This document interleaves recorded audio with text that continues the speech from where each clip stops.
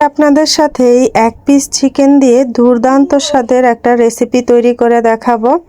আশা করি এটা আপনাদের অনেক ভালো লাগবে, বিশেষ করে বাচ্চাদের এটা অনেক পছন্দ হবে। আমি আমার বাচ্চাদের প্রায় সময় ঘরে এভাবে তৈরি করে দেই, আর তাই আপনাদের সাথে আজকে শেয়ার করলাম। এখানে আমি এক পিস চিকেন নিয়ে নিয়েছি, এখানে মুরগির রানের পিসটা আমি নিয়েছি, আর এটাকে যেরকম কেচে কেচে কেটে নিয়েছি। আর এখানে আমি ভিনেগার দিয়ে দিচ্ছি 1 চা চামচের মতো, তার সাথে লবণ দিয়ে এটাকে আমি একটু মাখিয়ে রেখে দেব 10 মিনিটের জন্য।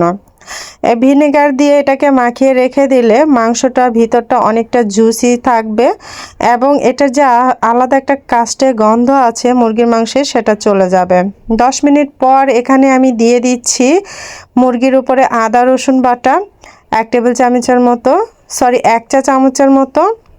আর এখানে দিয়ে দিচ্ছি গরম মশলা গুঁড়া, মরিচের গুঁড়া, হলুদ গুঁড়া, সামান্য একটু টেস্টিং সল্ট, সামান্য 1 চিমটি। আর দিয়ে দেব এখানে আমি যে টমেটো সসটা দিয়ে, তারপরে এখানে আমি বারবিকিউ সস দিয়ে দেব। বারবিকিউ সসটাও এখানে দিয়ে দিয়েছি। আর এখানে সামান্য একটু ফুড কালার, একদম 1 চিমটি। এই সমস্ত উপকরণ দিয়ে কিন্তু আমি মেখে নেব। আপনাদের যদি ঘরে টক দই থাকে অবশ্যই টক দইটা ব্যবহার করবেন, আর ভিনেগারের বদলে আপনারা কিন্তু লেবুর রস ব্যবহার করতে পারেন। তা আমি এটাকে ভালো করে মাখিয়ে নেব। আপনারা যদি ঝাল বেশি খান তাহলে ঝালের পরিমাণটা আরও বেশি দিবেন, না হলে গোলমরিচের গুঁড়াটা বেশি করে দেবেন। তা আমার গরম মশলার সাথে যথেষ্ট পরিমাণ গোলমরিচের গুঁড়া ছিল, তো তখনই দেওয়া হয়েছে। তো আমি এটাকে একদম ভালো করে 10 মিনিটের মতো এভাবে মাখিয়ে রেখে রাখবো, যাতে প্রত্যেকটা ভিতরে ছিদ্র বা যে আমি কাটা দিয়েছি কাটার ভিতরে ঢুকে আর মুরগিটা একদম জুসি হয়। তো এভাবে নেড়ে চেড়ে কিন্তু একদম ভিতর অবধি এটাকে পৌঁছে দিতে হবে মশলাগুলা। তো এভাবে করে রেখে আমি 30 মিনিটের জন্য রেস্টে রেখে দেব। 30 মিনিটে কিন্তু এটা একদম সুন্দর করে ম্যারিনেট হয়ে যাবে। 30 মিনিট পর আমি একটা ফ্রাই প্যানে খুব অল্প তেলই দেব, খুব বেশি তেলের প্রয়োজন নাই। অল্প তেলের মধ্যে এটাকে আমি ভাজা করব। আপনারা চাইলে এটাকে কিন্তু কয়লার উপরে বা আগুনের তাপের উপরে এটাকে গ্রিল করতে পারেন, মানে এটাকে পুড়ে নিতে পারেন, কিন্তু আমি এটাকে ফ্রাই করব। তারপর আবার দেখবেন এটাকে, তারপরও আমি কি করি, আজকে আমি এটাকে দুটো পদ্ধতিতে করব, একই জিনিসকে দুবারে করব। দেখবেন এটা দেখতে এবং খেতে খুবই মজা হবে। তো আমি ঢাকা দিয়ে একদম দেখতে পাচ্ছেন লো হিটে, মানে 800 এরকম করে দিয়ে আমি এটাকে 5 মিনিটের জন্য ঢাকা দেব। 5 মিনিট পর এটাকে উঠিয়ে দেব। এই যে সাইডের যে মশলাগুলো আমি কিন্তু কেচে দিয়েছিলাম, তারপরও যতটুকু মশলা আছে অতটুকুই কিন্তু এই যে হালকা একটু পুড়ে যাবে, কিন্তু এটা কিন্তু খেতে ভালো লাগবে, সমস্যা হবে না। আমি চুলার আঁচটা কিন্তু একই রকম রেখে দিয়েছি, ইন্ডাকশনে 800-র মধ্যে আমি দিয়ে রেখেছি। তা আপনারা অবশ্যই এরকমই দিবেন, এটাকে স্লো হিটেই করার চেষ্টা করবেন, এতে করে মুরগির মাংসটা সুন্দরভাবে সেদ্ধ হয়ে যাবে ভিতর অবধি। তো দেখুন মুরগি থেকে কিন্তু যথেষ্ট পানি উঠতেছে, এই পানিটা আর একটু দেব আমি, এই পানিটা প্রয়োজন আছে। এই মুরগির মাংসটা যেহেতু আস্ত একটা রানের পিস, এটাকে পুরোপুরি সিদ্ধ হতে হবে।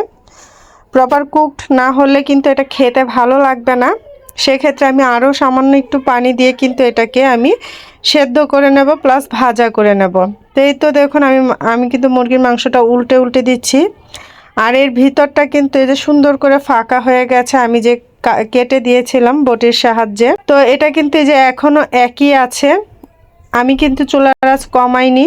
আর এটাকে আমি 5 মিনিট পর আমি এটাকে উল্টে পাল্টে দিচ্ছি, যাতে চারিপাশটা একদম ঠিকঠাক মতো সেদ্ধ হয়ে যায়। তা আপনারা এরকম 1 পিস মুরগির মাংস দিয়ে এই রেসিপিটা করে দেখবেন, সন্ধ্যার নাস্তা বা বাচ্চাদের টিফিন, বা আপনাদের নিজেদের যদি সন্ধ্যায় একটু আলাদা কিছু খেতে ইচ্ছে করে তাহলে এরকম করে খাবেন, দেখবেন বাইরের গ্রিল চিকেন বা তান্দুরি চিকেন তার চেয়েও অনেক বেশি মজা হয়।